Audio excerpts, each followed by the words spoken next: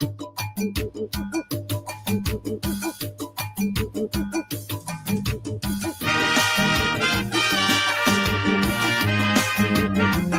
I'm to Springer. Take this one, my sister. For all your years of hard work in the black community. I'm glad that Carrie come. They're beating an African drum, demanding reparation for enslavement in the Caribbean. But for what them whites did to we, calls for more than an apology. CARICOM must make new demands and tell Holland, France, Spain, and Britain.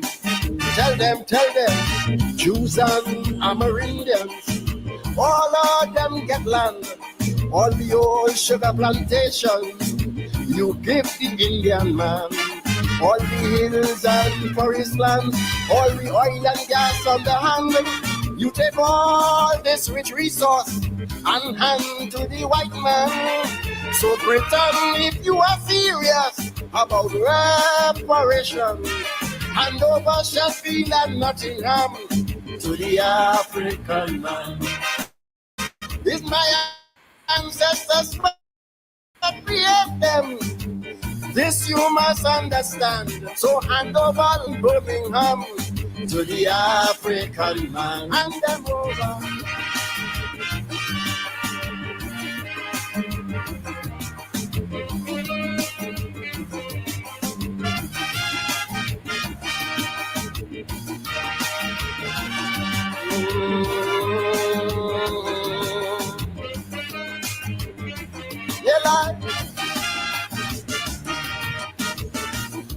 I'm glad from some St. Vincent.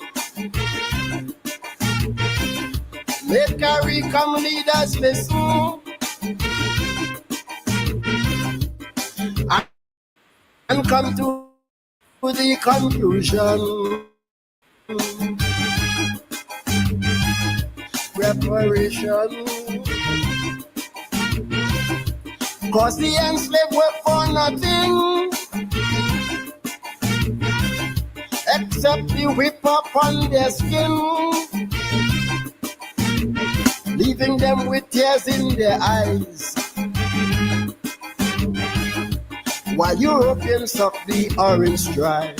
Tell them, Jews in Israel and Poland, all of them get land, all we sugar and we rice land.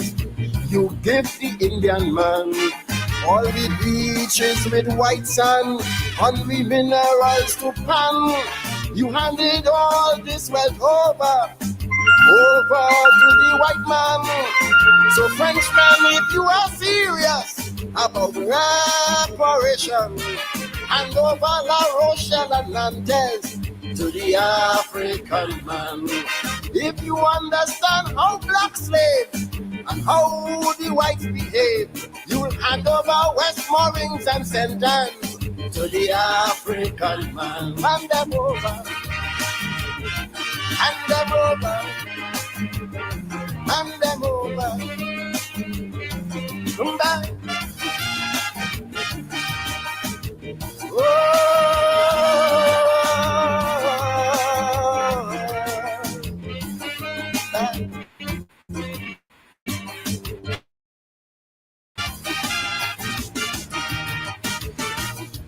I'm glad leaders in CARICOM opening up their eardrum. I now get to realize the white man's deception and his lies. So when to the black slave police while the whites live in luxury. Though my ancestors shed every drop of blood to build the wealth of Europe. Tell them, all them native Australians, all of them get land.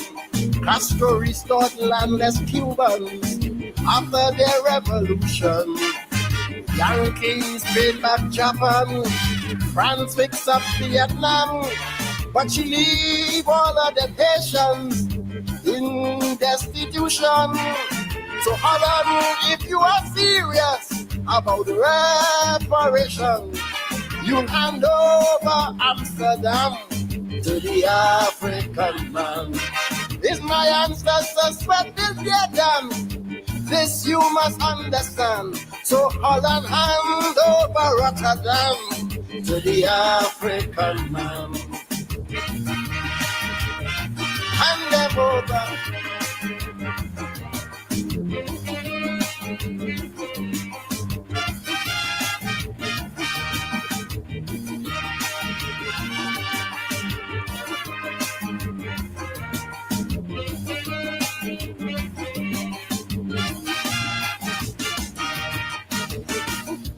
I'm glad that Professor Beckles fighting for our peoples and brought to the House of Commons.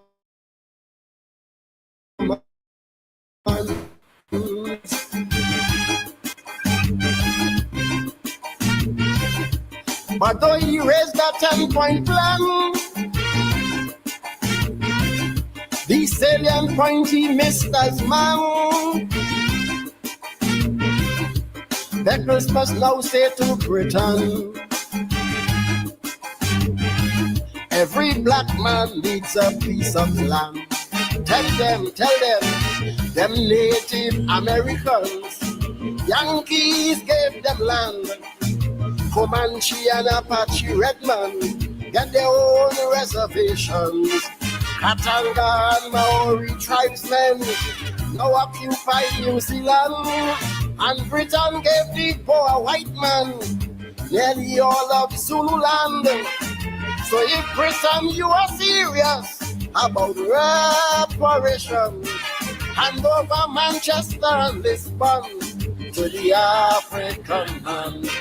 The first thing Britain must sanction to all Barbadians, hand over Gabby's Emerton to the African man.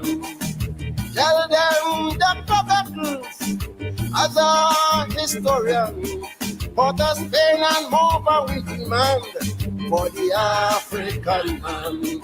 If we truly understand the meaning of reparation, hand over Sheffield and Nottingham to the African man. This my ancestors what create them. This you must understand. So hand over London and Birmingham to the African man. Hand them over.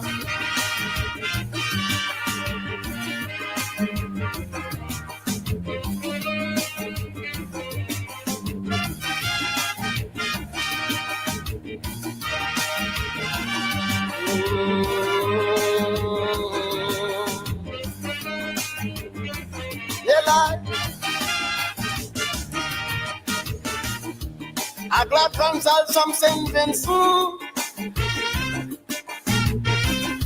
Let carry come leaders listen and come to the conclusion. Europe must pay reparation, cause the enslaved were for nothing except the whip upon their skin, leaving them with tears in their eyes, while Europeans suck the orange dry. Tell them, Jews in Israel and Poland, all of them get land. All we sugar and we rice lands, you give the Indian man. All the beaches with white sand, and we minerals to pan. You handed all this wealth over to the white man. So Frenchmen, if you are serious about reparation, hand over La Rochelle and Nantes to the African man. If you understand how black slaves and how the whites behave, you'll hand over Westmoreland and St. Anne's to the African man. Hand them over, hand them over, hand them over. Come back.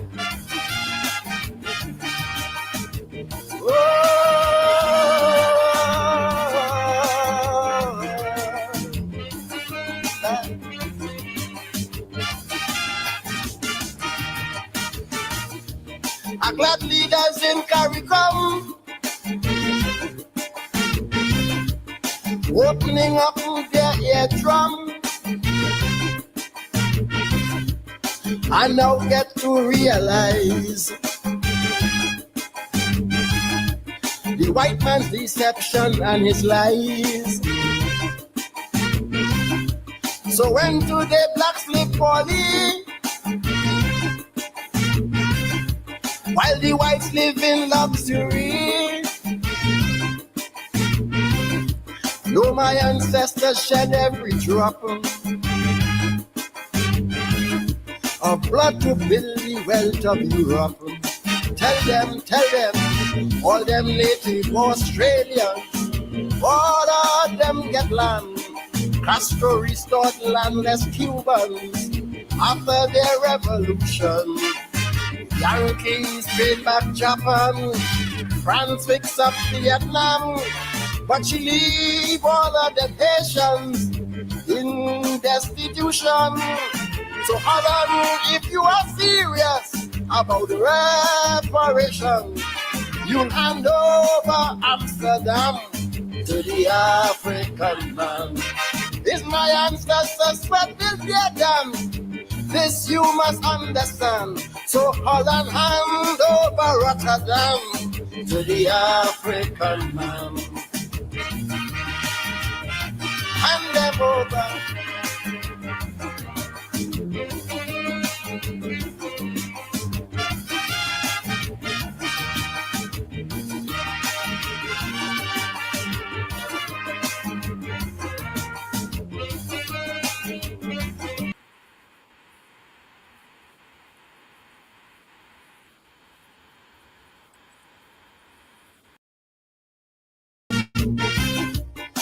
Fighting for our peoples and brought to the House of Commons the need for African reparation. But though he raised a 10-point plan, the salient point he missed as man. Beckles must now say to Britain, every black man needs a piece of land. Tell them, them Native Americans, Yankees gave them land. Comanche and Apache Redman get their own reservations. Katanga and Maori tribesmen now occupy New Zealand. And Britain gave the poor white man nearly all of Zululand. So if Britain, you are serious about reparation, hand over Manchester and Lisbon to the African man. Hand them over. Every African must get a piece of land. African man. Tell them. Hand them over. Hand them over.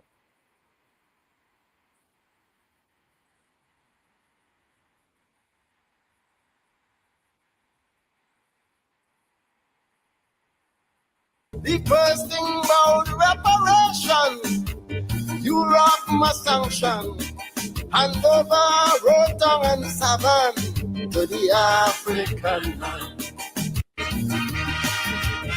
Hand them over.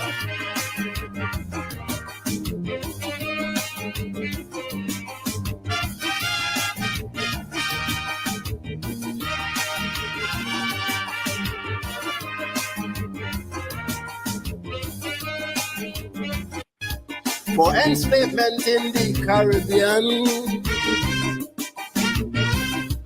but for what them whites did to we,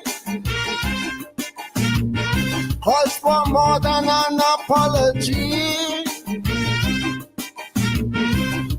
CARICOM must make new demands and tell Holland, France, Spain and Britain, tell them, Jews and Amerindians, all of them get land, all the old sugar plantations, you give the Indian man, all the hills and forest lands, all the oil and gas on the hand, you take all this rich resource and hand to the white man. So Britain, if you are serious about reparation, hand over Sheffield and Nottingham to the African man. It's my ancestors what create them. This you must understand. So hand over London and Birmingham. Hand them over. Hand them over.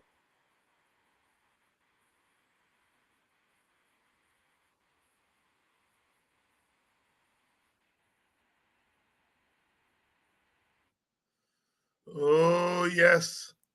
Dr. Hollis, Liverpool, the mighty chalk dust, reparations, the burden of leadership in the arena of knowledge and consciousness is left to those of us like chalk dust and the rest of us who you all have invested in to speak up for you. Hand over reparations to the African man and woman. We want land. We want land. Look, land, a God country. And we want land. The burden of raising that clarion call is left. Dr. Hines, you're now going to Parliament. You have to behave yourself. What you mean? Well, you can't talk about reparations. You can't talk about African liberation. The Guyana that we live in, the elites. In order to be nice and proper, you must not talk about African history and African culture. Dr. Hines, you're going to Parliament. You can't talk about blackness. You can't teach the children the truth. Our Guyana, our elite political culture. Behave yourself, Dr. Hines. Dr. Hines, you go into Parliament. You can't wear dashiki. You got to get some jacket and tie. Oh, our elite culture in Guyana. No surrender. No surrender. The dashiki shall go into the House of Assembly. No surrender. I shall continue to teach the children. Teach the children. Chalk dust. Chalk dust. Chalk dust, my brother. Land for the African. That's what we're talking about. That's what we're talking. No surrender. No surrender. A glad consult some Saint Vincent. Make CARICOM leaders listen and come to the conclusion. Europe must pay reparation, cause the enslaved work for nothing except the whip up on their skin. leaving them with tears in their eyes. While Europeans suck the orange dry. Tell them, Jews in Israel and Poland, all of them get land. All we sugar and we rice land, you give the Indian man. All the beaches with white sand, hungry minerals to pan. You handed all this wealth over to the white man.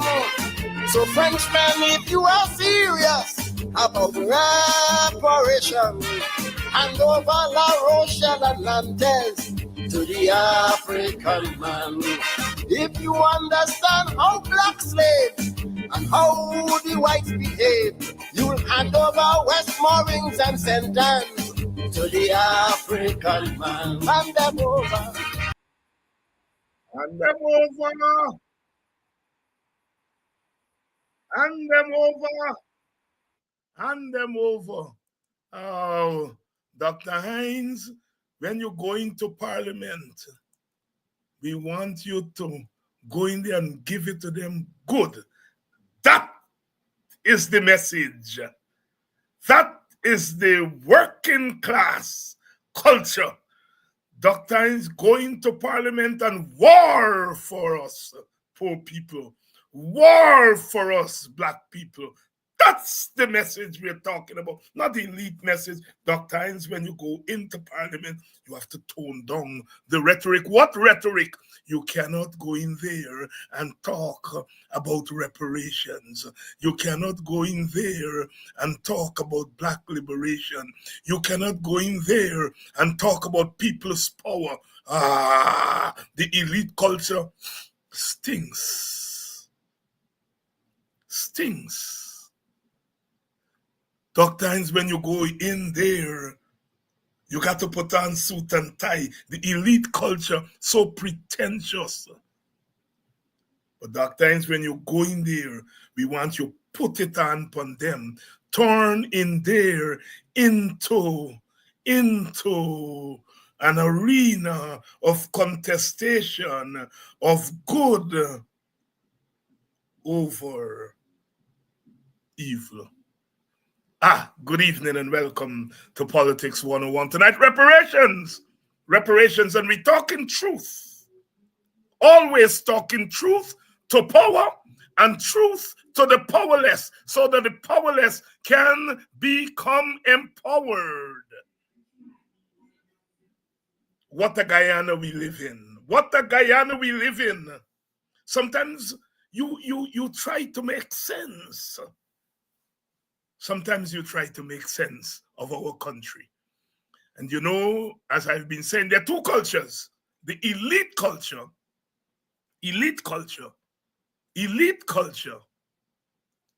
and the culture of the working class. What we call popular culture. Pop culture, like pop music. It is the music that comes from the popular masses. The kaiso, the reggae, the jazz, the blues, the bongo, the high life from West Africa. The music of the masses, the popular culture, the elite culture, and the popular culture. They're all bombarding left, right, and center. This is what you have to do. I will not still my voice. I will not still my voice. It's just another dimension of the struggle of the oppressed to overcome oppression. Dr. Walter Rodney said, if one uses your race to dehumanize you, you use your race to what? Humanize yourself. Humanize yourself. Dr. Walter Rodney, son of Guyana. We are what we are, and that's the way it's going to be.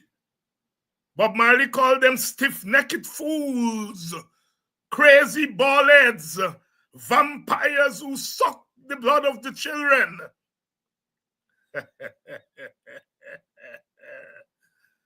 Good evening to all of you. I love you all, wherever you're joining us from, whether it's in Guyana or out of Guyana. We're all in this thing together.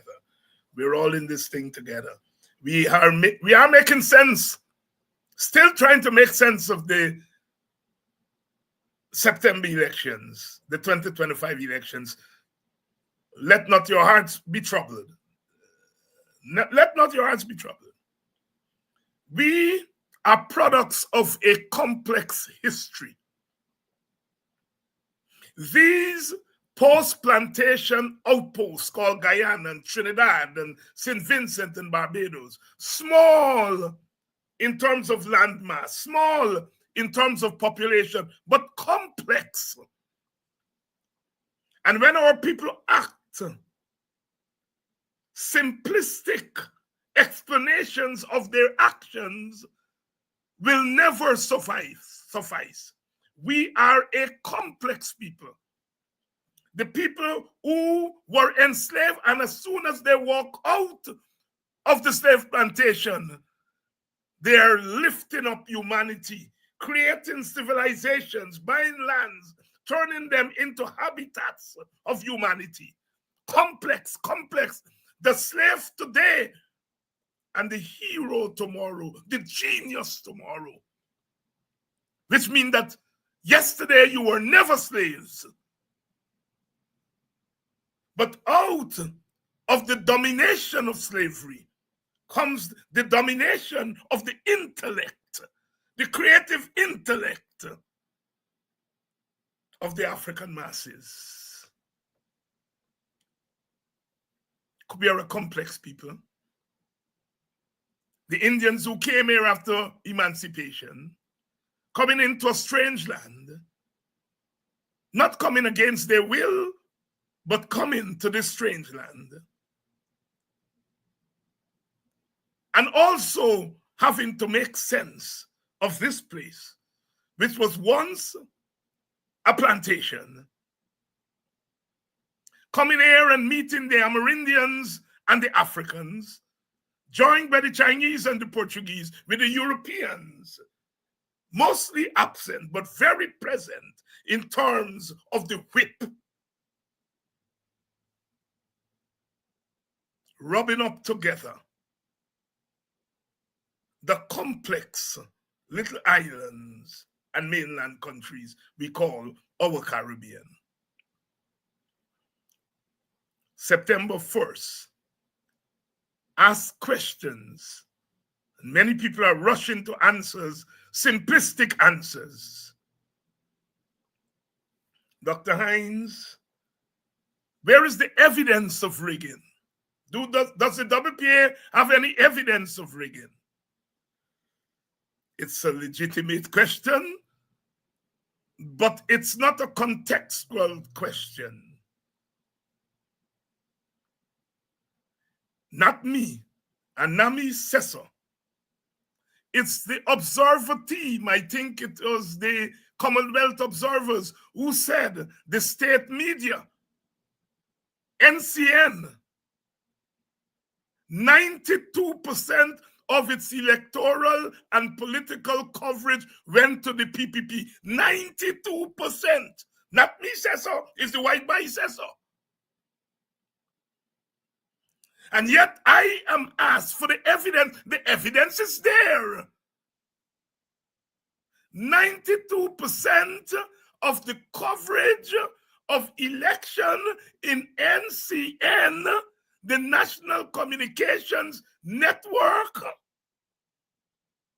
went to the PPP, one contestant.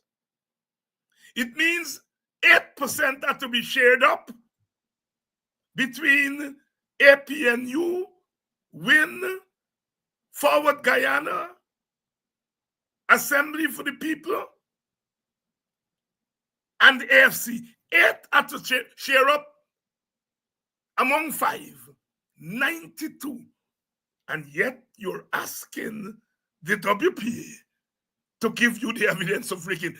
That is evidence of rigging. When you monopolize the public airwave, which is a public good. When you monopolize it, it means your voice every day, hammering in people's ears. The communications experts will tell you, you hammer something over and over and over again, and that's what people hear. And it didn't stop there with the state media. It didn't stop there with DPI, the public information outfit, state media, carrying PPP press releases.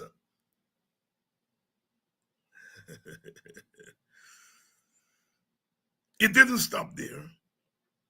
Guyana Times, friendly PPP media, or you may call it owned by the PPP. iNews, P News, Q News. 99.99% PPP coverage. And you ask if the elections were free and fair? Information. When you monopolize the public space,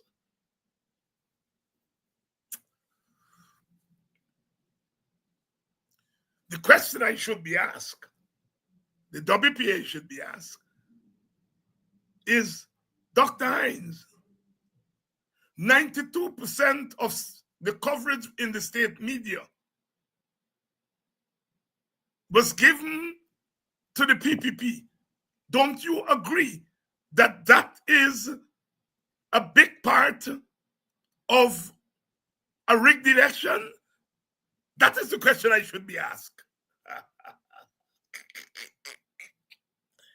But no, that fact is ignored.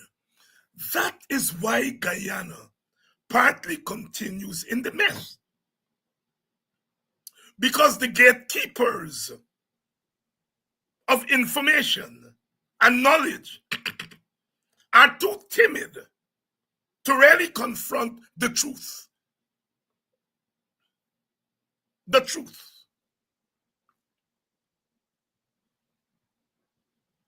If I, David Hines, were to say tonight, the PNC is a black man party, oh, tomorrow the headlines would be blazing. If I were to say, if I, David Hines, were to say tonight that when Irfan Ali and Jack Dio and them come into your community, spell them and chase them out, oh my God, the headlines would be blazing tomorrow.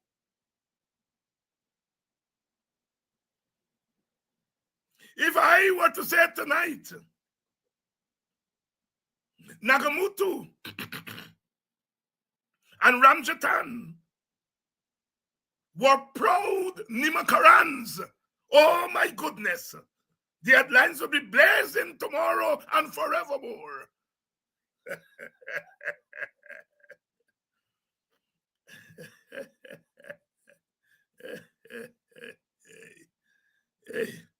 Hey. If I, David Hines, were to say tonight that all them Guyanese who didn't vote for the APNU, they're stupid and ignorant, oh, the headlines would be blazing tomorrow. You all get the drift. All those words have been uttered by PPP leaders. If I, David Hines, were to go to Parliament and tell an African woman or an Indian woman or an Amerindian woman on the other side of the aisle that she need a dildo, oh my God, the headlines will be blazing tomorrow and forevermore. Oh, what a dirty chap David Hines is. Listen to his rhetoric. It's nasty. And they would call Aubrey Norton. And they would say, recall David Hines from Parliament. Disassociate yourself from him. condemn him. But the man who tell them lady in Parliament, but dildo, nobody called on Jack Dio and them to condemn him, not to this day.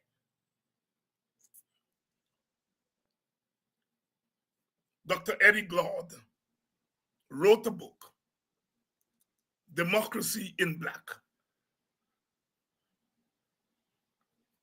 And he made the point in that book about different value system.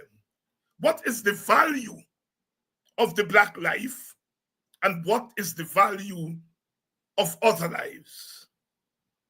And if Black life is not valued as the same way as other lives, then what comes from the mouth of Blacks, the actions of Blacks, are deemed different.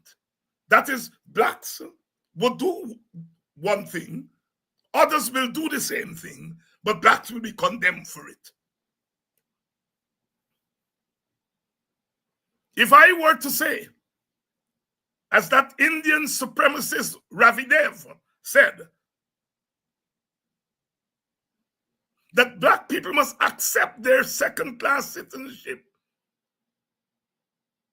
take the little drippings that you're getting from the PPP and accept it. That what is important is not their intention, it's that they give you a little chupity. But because you chupity, take the chupity, and never mind they want to make you chupity. We played it here. Ravi Dev, the Indian supremacists. Number one, they got a few of them. But he is the guru. Meaning he believes in Indian supremacy. He said Indians came here to make money. They come out of a superior culture of money making. And he said to Indians, come to Guyana and make money. Because the Africans here, he infers, don't know how to make money.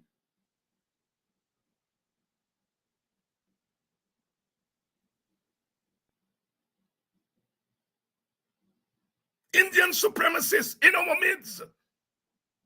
And nobody goes to him and says, Mr. Ravi Dev, are you a racist?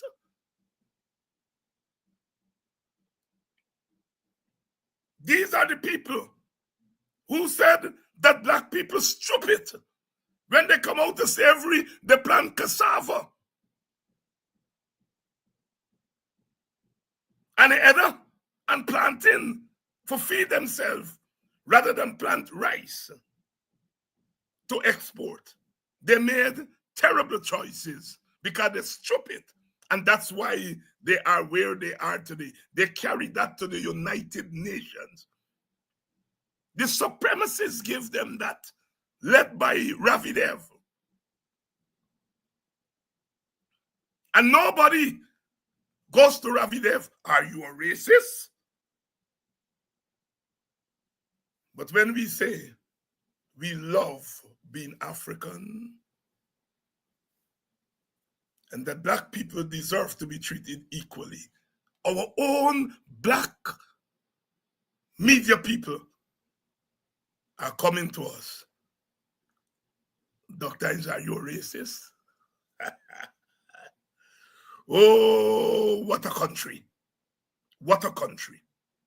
But we ain't giving up. We ain't giving up.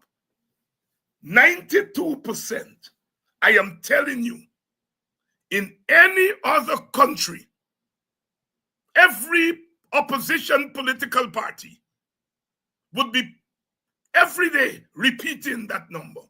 The media, the independent media, would be blaring that left, right, and center. The PPP, 92% coverage in the state media, 100% coverage in friendly media, and then about 60% coverage in the so-called independent media. What is left for the other political parties? Making sense of September 1st. if you approach September 1st with a complex lens, your conclusions are going to be much more nuanced than what passes today for analysis. I was looking at an interview, well, not an interview, it was a talk show between two young people from Guyana Standard. And one of the journalists, they're two young journalists, one of them said something profound. She said, well, if we accept that the mostly African young people who voted for Win didn't vote race, then it must logically mean that they vote policies. But when you take into consideration that Win did not advance any rail policy, then obviously they couldn't have voted for Win based on policy. So they didn't vote race, they didn't vote policy. Then what did they vote? As a professor, someone who was taught at university, I would say, excellent. You have a research question there. People normally vote race or they vote policy in a country like Guyana. And if those mostly young people, you're saying vote neither race, and there was no policy for them to vote on, then what motivated their vote for Win? That was, for me, profound. And I don't mean to be condescending. It's just the teacher in me. When I hear something like that, my eye lights up, because this is, you're hearing someone who's thinking. But when you hear somebody say, well, these young people, they're not saying these African young people voted for Win. And so it means racial voting patterns are ending. And some of them now have altered that, and they're saying African young people are no longer voting race.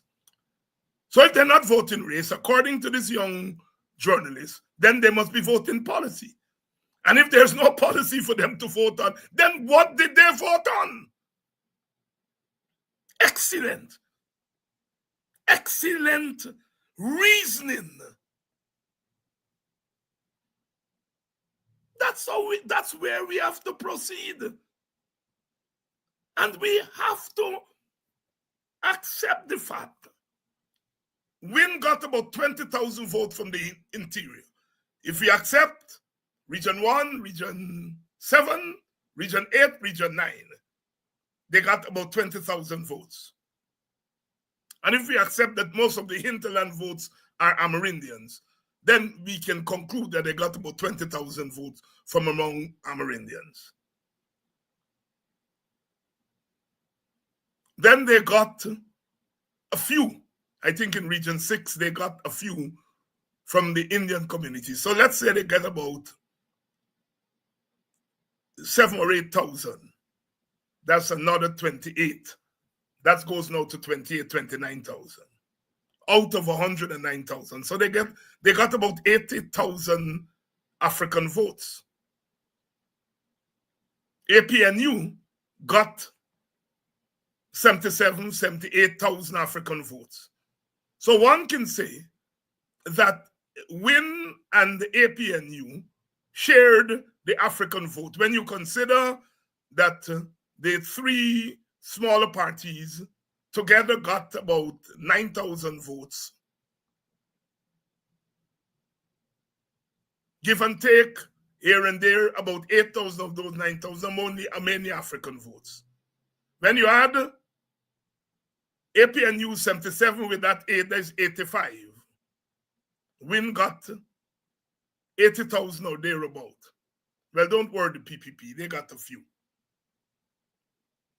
when you look at those numbers, it's hardly the wipeout that people are talking about. Because APNU got about 220,000 votes, 219,000, they got about 78,000. So they got about 140,000 less. If WIN took about 80,000, the PPP took about 3,000-4,000, then you are talking about 50,000 who stayed away.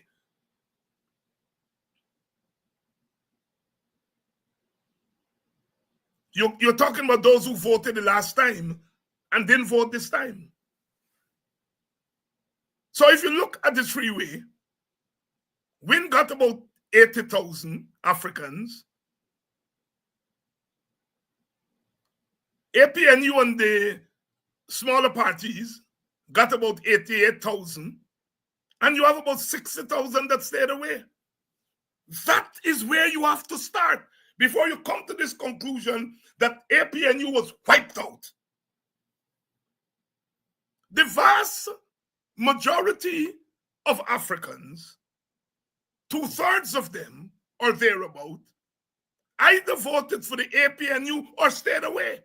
Yet if you came from Mars, you would believe the coverage that the vast majority of Africans rejected the APNU and voted for WIN. I am urging my fellow commentators, I am urging my fellow analysts, look at the data before you start. Then when you finish looking at the data, ask yourself intelligent questions like the young journalist asked. If these 80,000 Africans, it might be a little less than that, but let me say about 80,000 Africans voted for WIN. If you're saying they didn't vote race, then you are logically saying that they vote policy. If there was no policy from WIN for them to vote on, then what drove them there? That's where you begin your analysis. That's where you begin your analysis, and we are hardly seeing that from our analysts, either because they're lazy or because they're dishonest. You hear how the PPP did so well. The PPP got, I think, an extra 10 to 15,000 votes, which gave them 2 extra seats. And yet people are talking about them doing well. When you consider they had 92% coverage in the state media, 100% coverage in friendly media, over 50% coverage in independent media, and yet they got just about 10 to 15,000 votes. Yet people are saying, oh, they did so well. If they spent $30 billion and they got an extra 15,000 votes, oh, they did so well. But the evidence doesn't suggest that. $50 billion, $30 billion, wherever they spend, 98%, close to 100% coverage, they should have gotten. If their message sunk in, as people are saying, that they did well, they talk about the roads, and they talk about this, and they talk about that. Well, with all the money, all the state coverage, they should have gotten 60 out of 65 seats.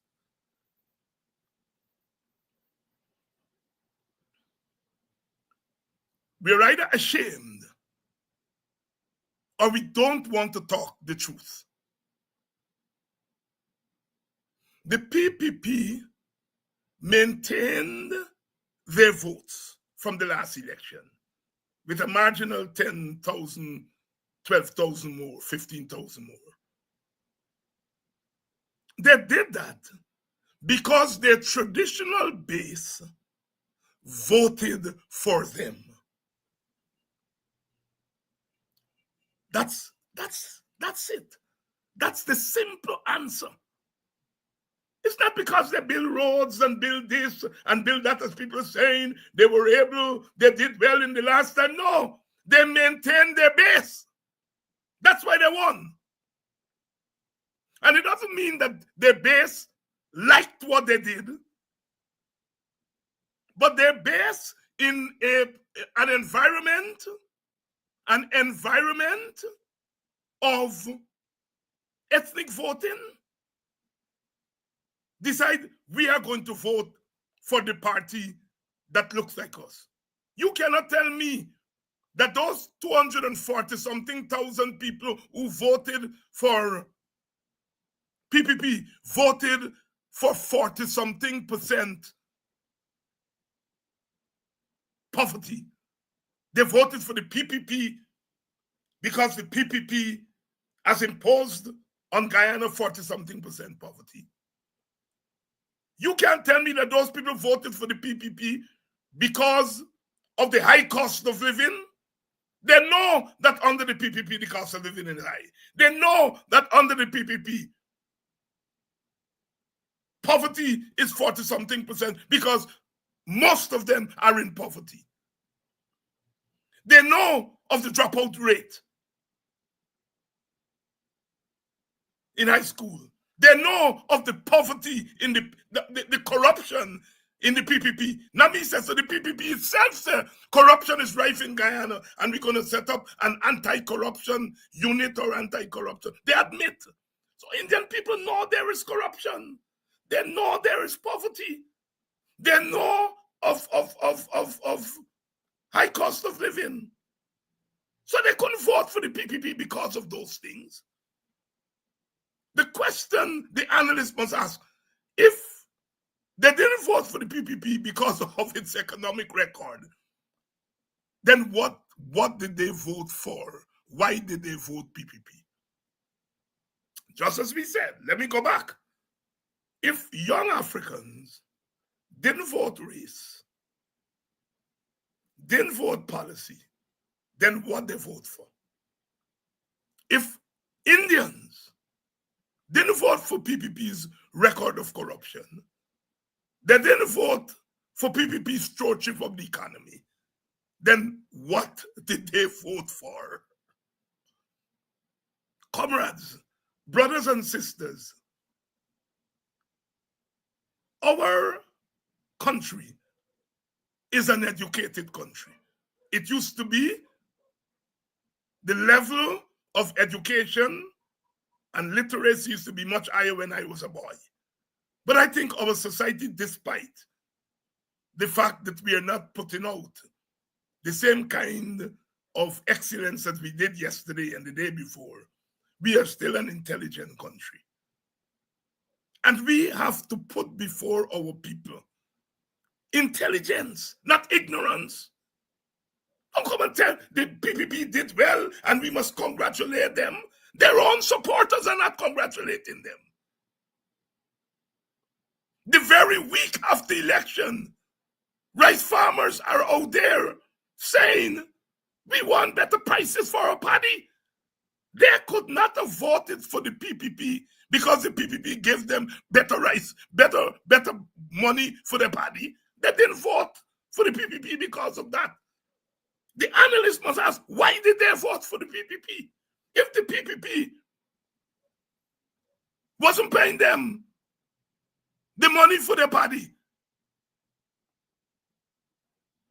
The simplistic answers that the intelligent gatekeepers give, that simplicity drills down into our society.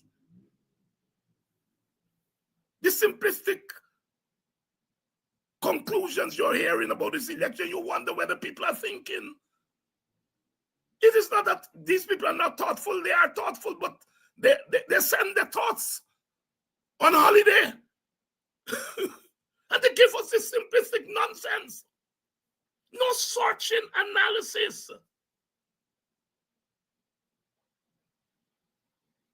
No searching analysis.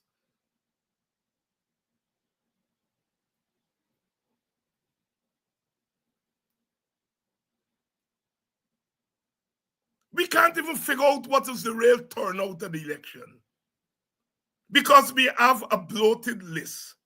757,000 out of, we don't know what the population size is. Don't be surprised if the voters list is higher than the population. Don't be surprised. Do not be surprised that if the real census figures come out, they may show a population that is lower than the voters list. What on earth? And then you come and ask me for evidence of rigging? We cannot tell the voters turnout. Because if we are saying 430,000 people voted, it's 430 out of 757, but that 757 is bloated. So you cannot even say what the turnout it was. All you can say, you can measure, is those who voted this time against those who voted the last time. We don't know how many Africans stayed away from the poll the last time. We don't know how many Indians, how many Amerindians stayed away from the polls the last time. Because of the bloated list. So something as basic as what was the voter turnout, we cannot answer. And yet people are surprised when we say that the elections do not meet the test of free and fair.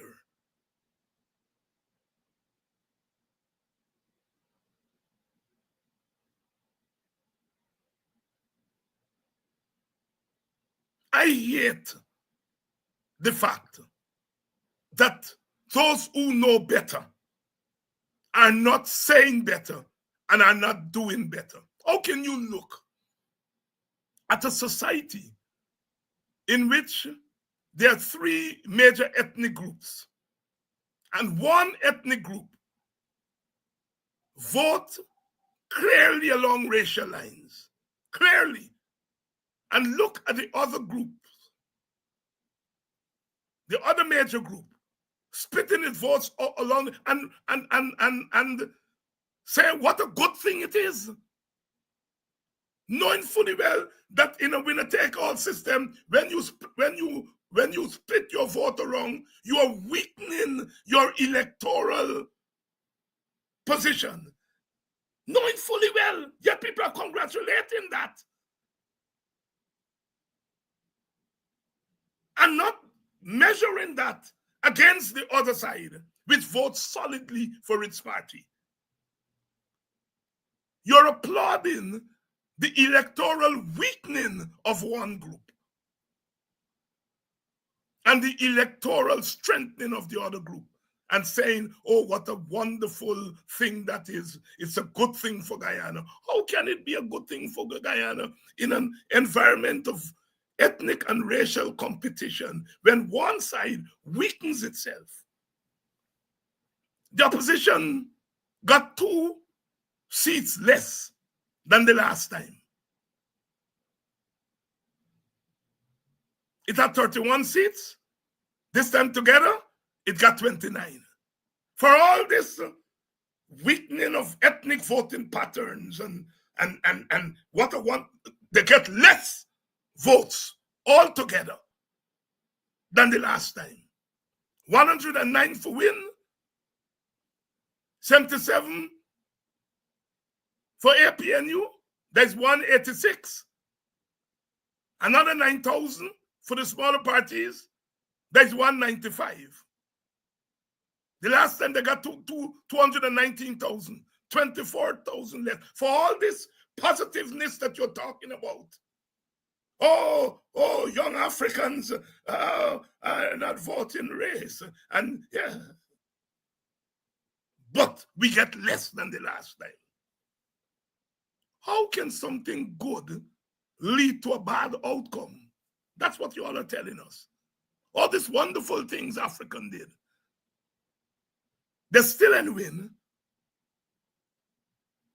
They got less than they get the last time, and we are celebrating that as a positive thing for Guyana, where one group is diluting its assets, and the other group is consolidating its assets in an environment of competition. That's what our analysts are telling us. Oh, Guyana would become the optimum ethnic society if we saw 50,000 Africans go and vote for the PPP and 50,000 Indians vote for APNU. Then we are on our way to say, oh Lord, ethnic voting patterns here are over. Those Indians who vote for APNU, we can say they're not voting race, then they're voting something else, maybe policy, and vice versa. But that is not what happened. And in my study of ethnic societies around the world, it has never happened. I can't say that it will never happen. I'm not a CFAR man. But it has never happened where in ethnically divided societies like ours, the two ethnic groups at the same time cross over. The Indian supremacist, Ravi Dev, crossover man. That's why you must call it crossover man. The crossover is more a cross. They give African people to fetch. But African people didn't fetch it because they didn't cross over. Indian people didn't cross over and African didn't cross over. All that Africans did is shift around their votes within the community. The test of the end of ethnic voting patterns is when the two groups simultaneously move over. The closest we came to that, the closest was in an non-electoral environment. And that was in the 1970s and early 1980s of the WPA, when Indians moved from the PPP because they felt that the PPP was too soft and wasn't fighting Burnham. And they saw in the WPA fighters. So they came over to us to help them to remove Burnham. Africans saw in the WPA an alternative. They saw in the WPA fighters.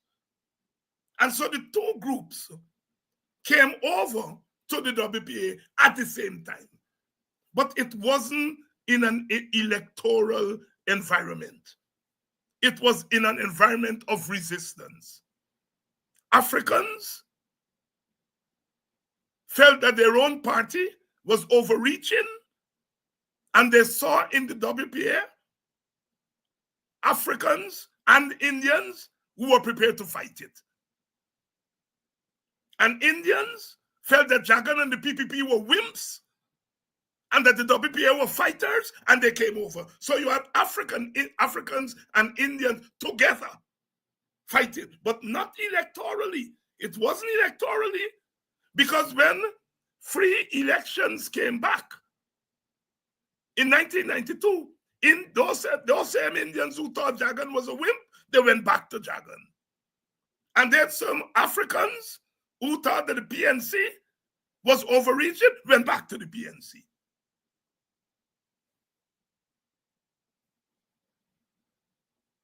So people are talking about the AFC. In 2006, Africans moved to the AFC and give them 5 seats, 25,000 votes. reduced the PNC to 34%. In 2011, the PNC rose from 34 up to 43%. Which means the Africans went back to the PNC, now part of APNU. And Indians moved in to fill that void, because when Nagamootoo came, he brought Indians from Bath Settlement and other parts of the Sugar Belt with him. And they gave the AFC 7 seats. There was a sprinkling of Africans and Amerindians, but the majority of the AFC vote in 2011 came from the Indian community. And predictably, the PPP lost its majority. So the Indians and Africans didn't come to the AFC together. The Indians came in 2011, the Africans came in 2006. When the Africans left, the Indians came in. And when the AFC joined with the PNC and APNU, the Indians said, Tata, we don't vote for you for that. We gone back. They voted for the AFC. They didn't vote for a coalition with the APNU. They didn't. And they say that all the time. The AFC betrayed the people. No, the AFC didn't betray anybody. The Indians who came, the Africans who came first, they left. And then the Indians came afterwards. And once the AFC moved to the APNU, the Indians said, we didn't come to you for that. We gone back. The only instance in our modern history, well, we can say 2 instances. In 1953, the early PPP, we had Indians and Africans coming together and voting for the original PPP of Burnham and Jagan. That was the only time that Indians and Africans voted together. 1953. They voted together.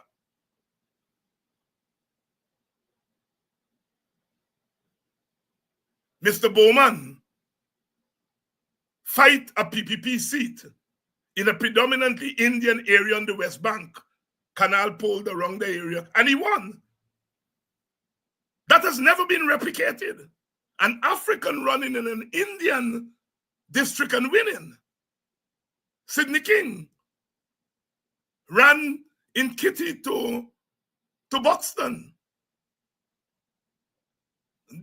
That constituency was mixed.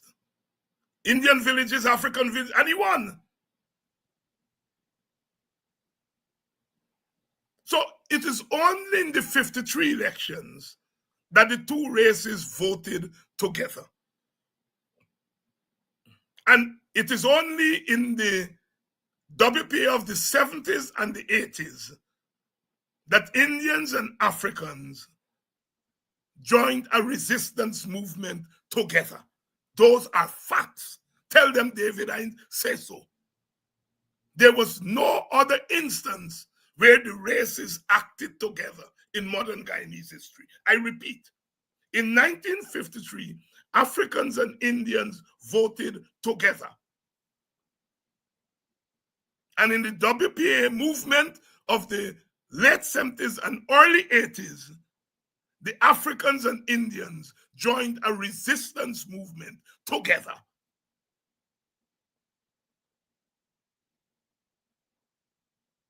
So all this thing about ethnic voting, if you live in an ethnic society, in a plural society, history has shown that the voting is going to be plural.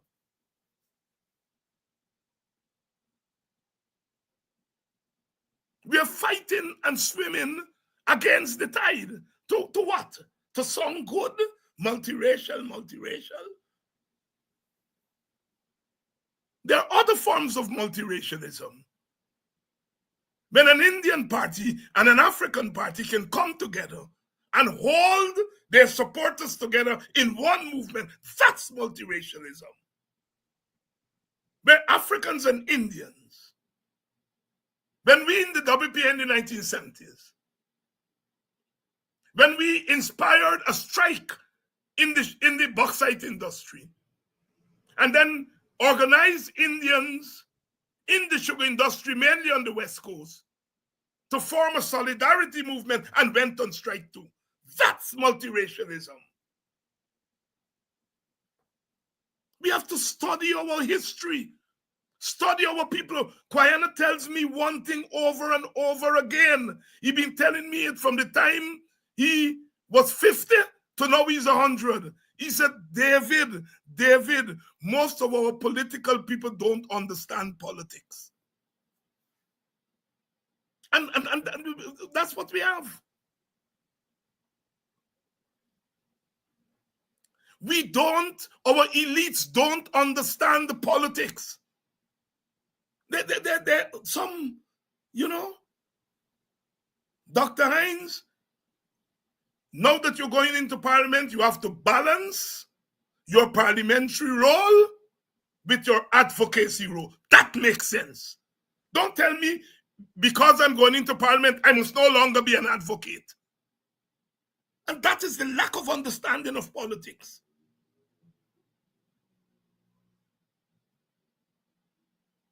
You hear the media, you hear the analysts. If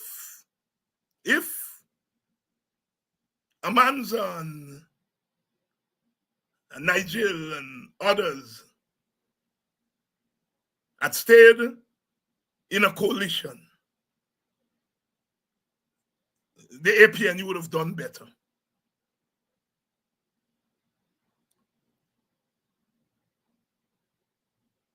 Nobody, very few of them, mentions that the only small party that read the situation right and stayed with the coalition with the PNC is the WPA. You don't hear that in their analysis. You don't hear it. They give half the analysis and left out the other half. Because if you create in your head a scenario in which a particular party doesn't fit in, then when the party fits in, you don't know where to fit it in.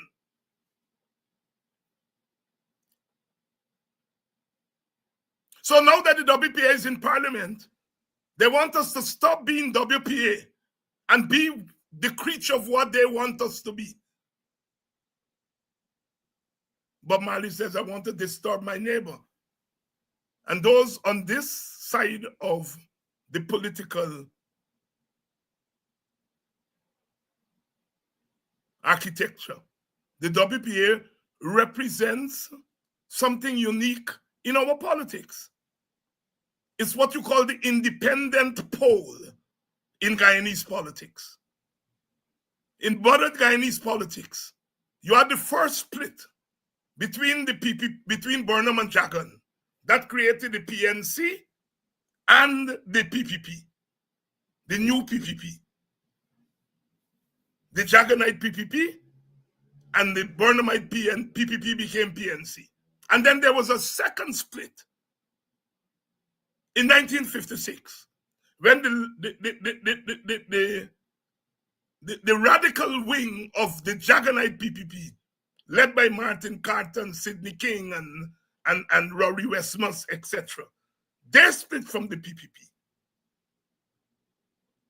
And Martin and Rory and so on got out of politics.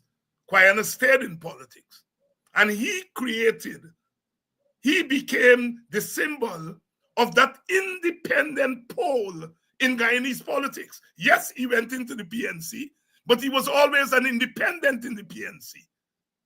That is why the PNC expelled him in 1961, because he took a strong position.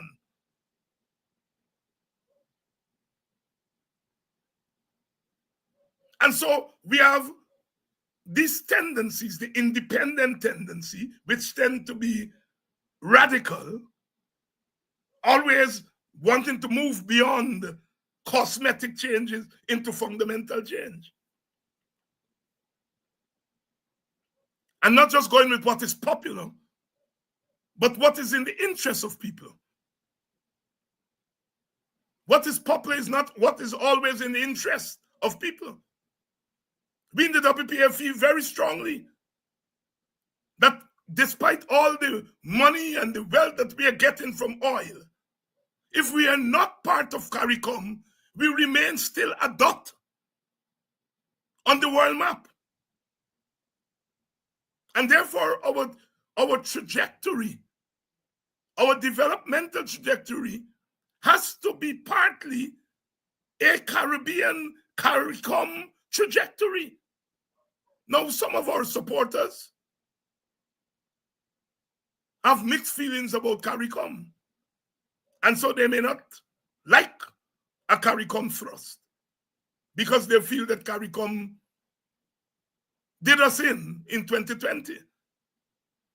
But despite that, we in the WPA still believe that our destiny lies in the Caribbean family, because as a family, we have a stronger voice than as a dot.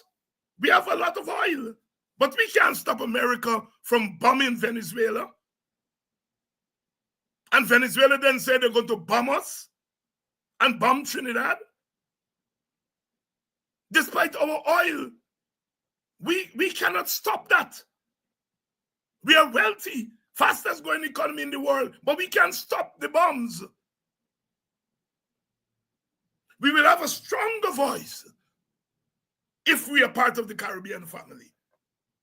And please remember that Guyana, along with Barbados and Trinidad and Jamaica, were the architects of CARICOM, the Chaguaramas Agreement Treaty of 1973. And we cannot give up our place in the Caribbean family. That's a WPA's position. And we are going to fight for that. We are going to fight for that. And so I make that point to say that you may not always, what is popular may not always be what is correct. And what is correct is not always what is popular. But our brand of politics says that we have to strike that balance between what is popular and what is correct. And if we are going to err, let us err on the side of what is correct, guided by history.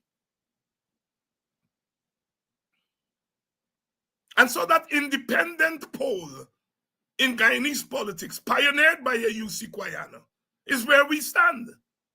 We are the party of this confounded nonsense must stop.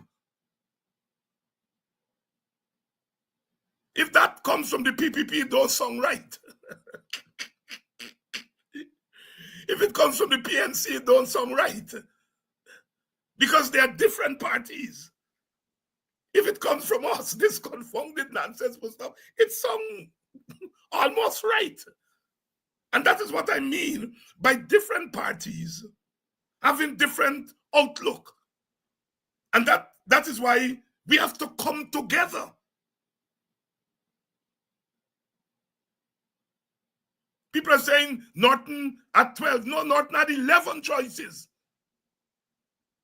One was given to the WPA. And WPA chose its own representative. Norton had 11 to play with, not 12. But it's the disrespect for somebody like myself coming from the WPA. Disrespect for us. They just lump in one pot. Because it's easy. They don't have to think anymore. They don't have to think.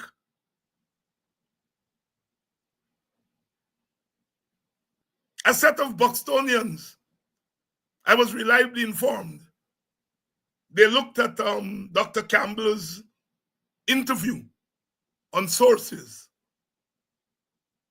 and they concluded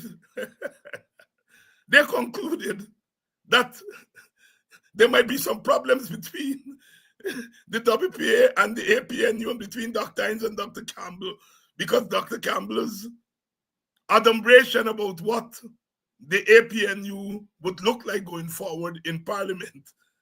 They said that there are some things that they don't think Dr. Hines will agree with. I am not saying they're telling the truth. I'm not saying they're right. What I'm saying is that they recognize that we are in a partnership, but we are diverse.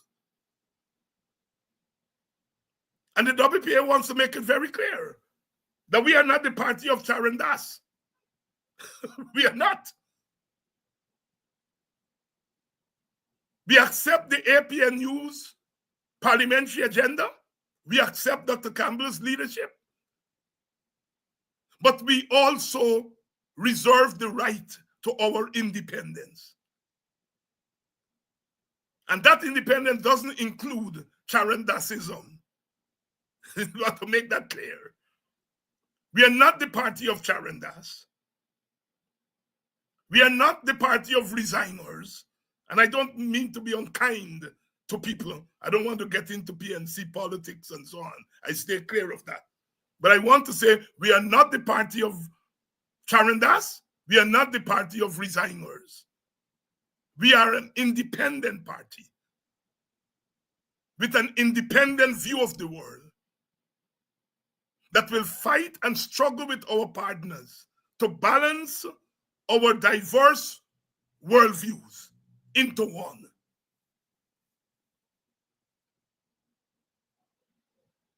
We are confident that we don't have to have 10 seats to carry out our agenda. With 1 seat, we can carry out our agenda. Because our objective is not seats. Our objective is a place at the table.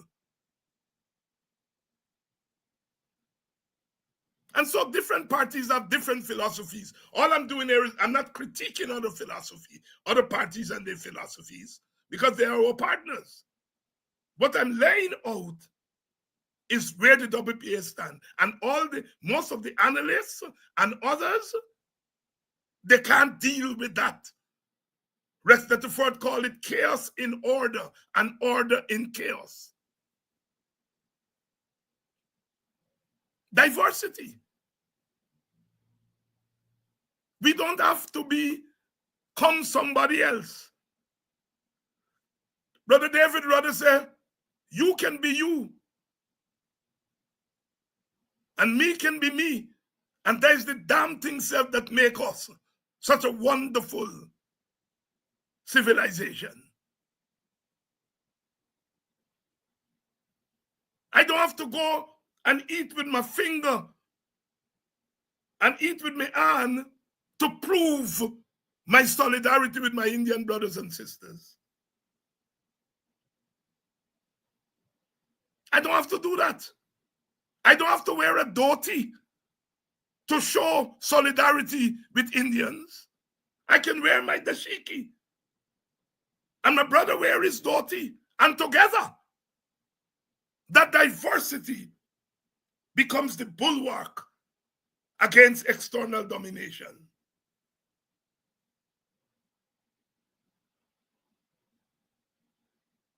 We have to begin to deconstruct our country differently. The elites have failed us in terms of being honest in their articulation.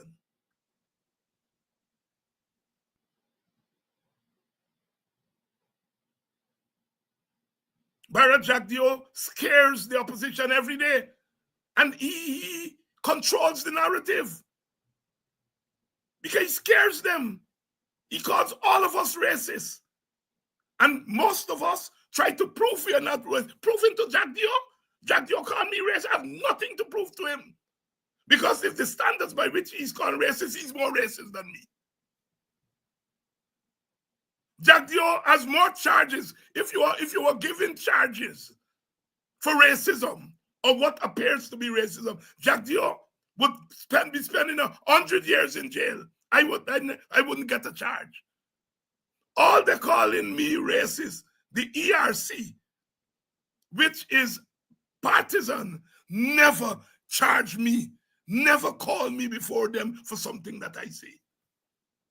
Put that in the pipe and smoke it. The ERC called plenty people. It never called David Hines for uttering anything that was racist. And DRC don't necessarily like people like me.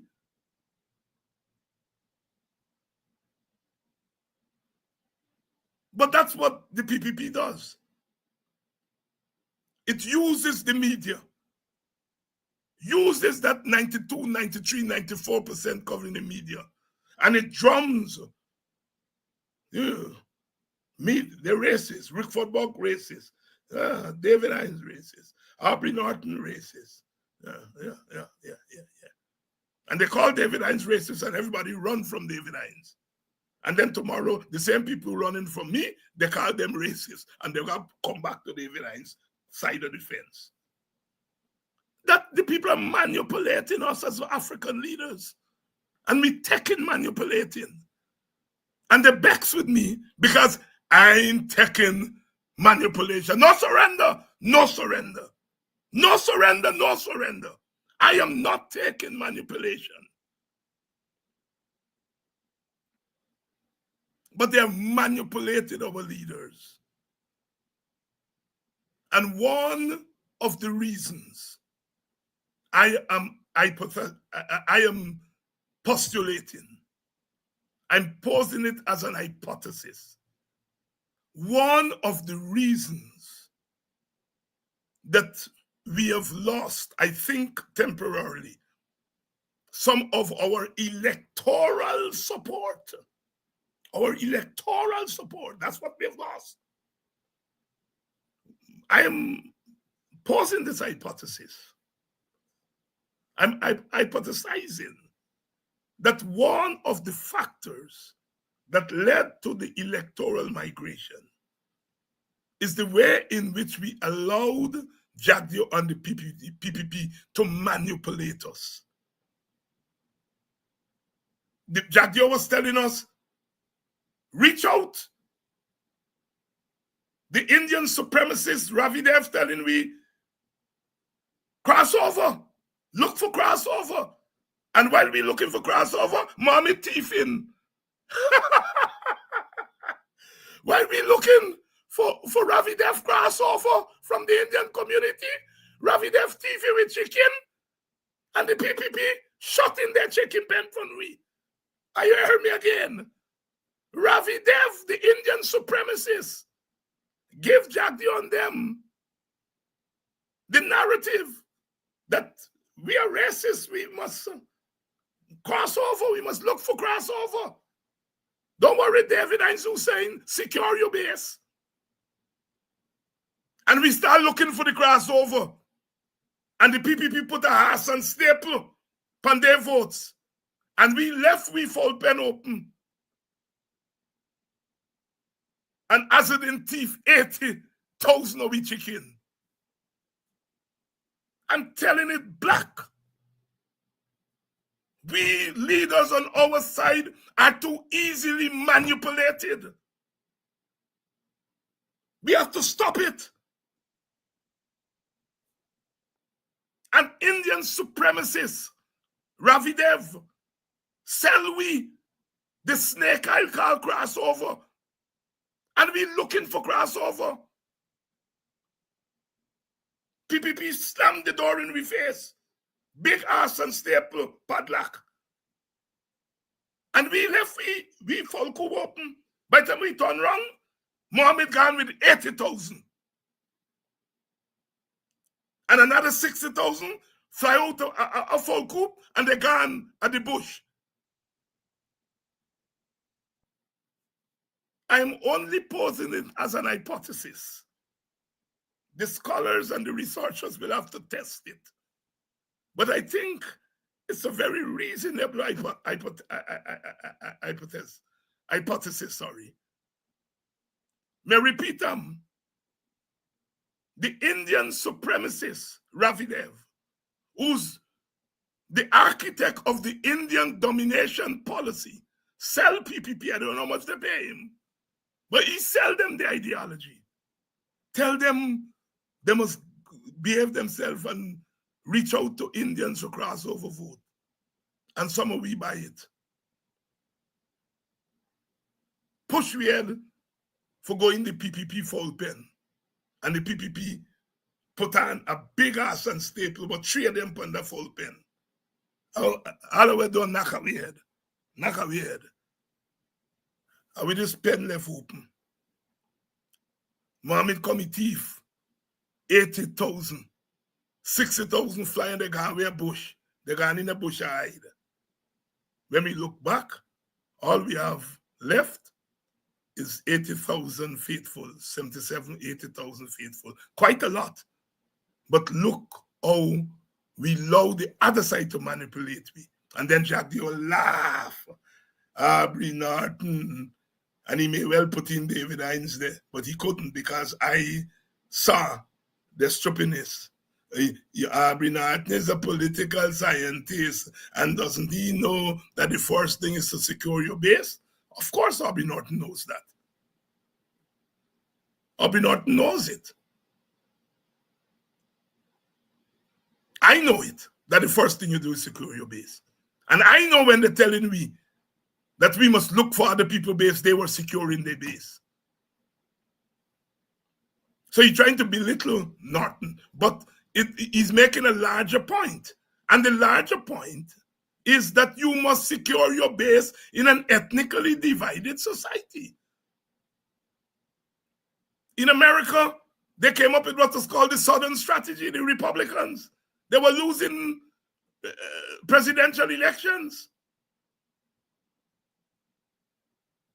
And this guy, he dead now, I forget his name. Are you going to remember his name? He came up with the Southern Strategy. He says to the Republicans, run up your score in the South. 90% in Alabama, 95% in Mississippi, 80-something% in Louisiana. Run up your score there. And then all you need among the northern whites is 40% of them, and you win election after election. And the PPP has worked out that strategy. Secure your base. Secure your base.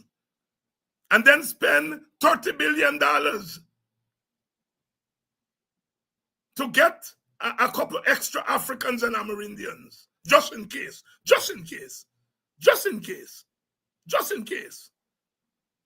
The PPP's Southern Strategy. Secure your base. And buy, take state media money and buy a handful of Amerindians and Africans just in case. Secure your base, rig. Secure your base and then rig the rest. And spend government money to get a handful of Africans and Amerindians to mask the rigging. That's the PPP strategy. Simple. What is our strategy? We can't rig. We can't rig. We ain't got the money. Then what is our strategy? That's my homework for you all tonight. Right? We can't rig. We ain't got the money to mask and to buy vote. Then what is our electoral strategy going forward? That's the homework for tomorrow. I love you all, always. And I hope you have been able to shed some light. Thanks to everybody. Oh my God. I can't remember the names. I can't remember the names of so many people who have reached out to me. So many people have stopped their cars here in Buxton just to say a word, just to take a little selfie. I just can't remember everybody. But I want to thank you all for the faith that you all have shown with us. It may not be captured in polls, but it's captured by the encouragement that you give us.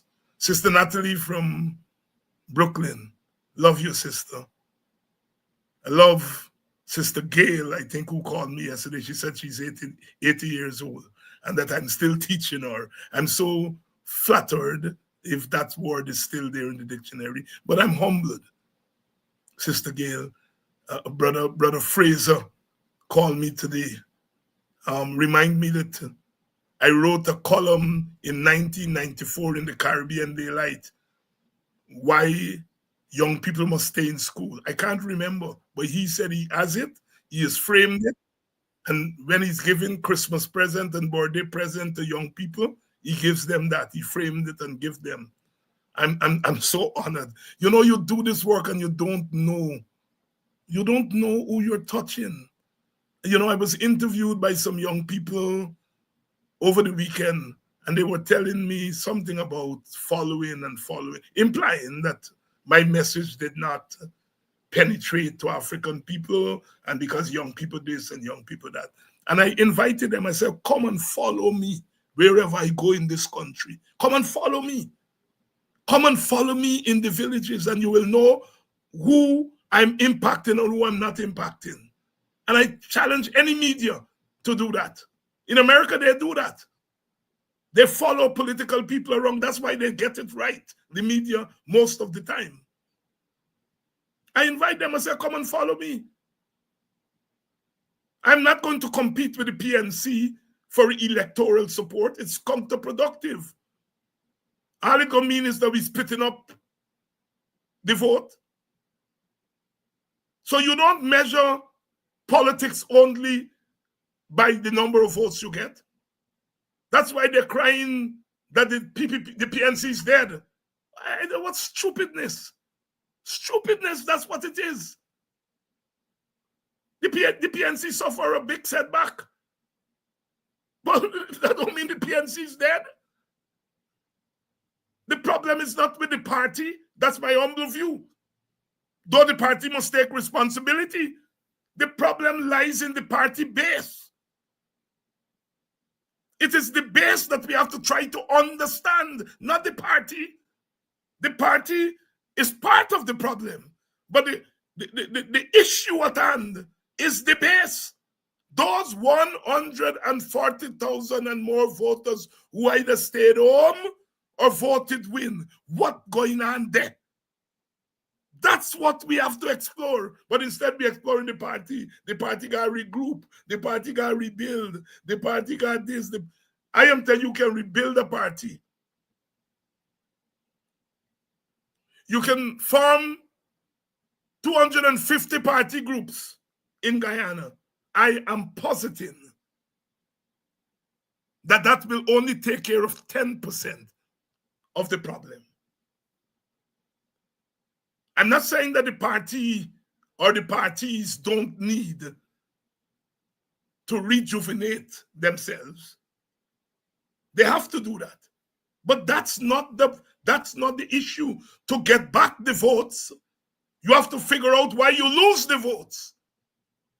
And you can only figure that out when you go to the voters and ask them why you all do what you all do. But people are not saying that. They're saying, oh, the party must rebuild and Norton must go and Norton can go. You know, Norton can go. I don't see that as solving the problem of the loss of electoral support. That's my humble opinion. I'm not putting my mouth in PNC story. Burnham used to say, you know, Burnham used to say, if you kill me, another Rasta gonna take my place. You know, we are looking for quick answers, and we are coming up with these simplistic answers. In 2019, they said Armand must go. Well, Armand left and he gone. Norton come. And now we say Norton must go. It's a simplistic nonsense. It's my humble opinion. I'm not putting my mouth in PNC story. If PNC people figure Norton must go, they got walked out in their party. But I'm speaking here as someone who's observing Guyanese politics, as a political commentator. I'm saying that will solve only a small part of the problem, if at all. The larger part of the problem is to figure out why those 140,000 plus voters did not vote for us. That is the question. Good night. I love you all so much. And I can only express that love in the best way, fraternally. I'm going to see you all tomorrow night. Until then, keep the faith. Keep the faith. Faith will see us through. Faith will see us through. It's going to be a long, hot summer, but we're going to make it through to the end.